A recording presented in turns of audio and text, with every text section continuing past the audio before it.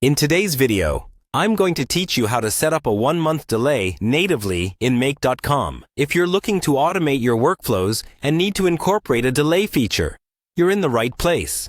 We'll guide you through this process step by step, ensuring you understand each part along the way. So, let's dive right in. First, open your preferred web browser and head over to Make.com. This is a powerful tool designed to connect apps and streamline workflows, making your work life a whole lot easier. Make sure you have your login details ready. Once you're on the main page, go ahead and click on the Sign In option.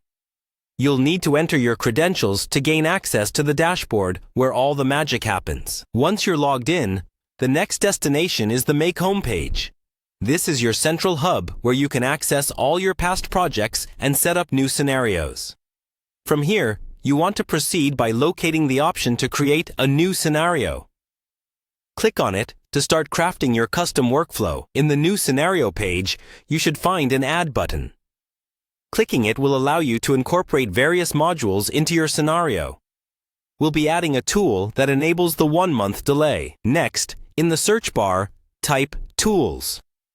This is where you'll find the elements needed for your workflow. Once you've typed it in, click on Tools from the search results. It's pivotal as these are the building blocks of your automation script.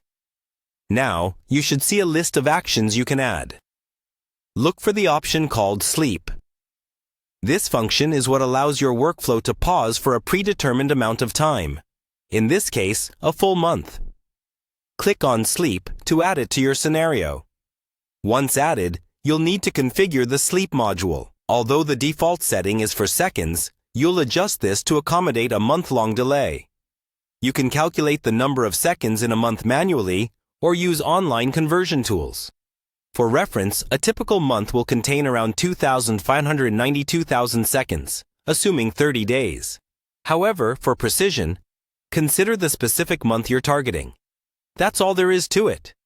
With these steps, your workflow will now pause.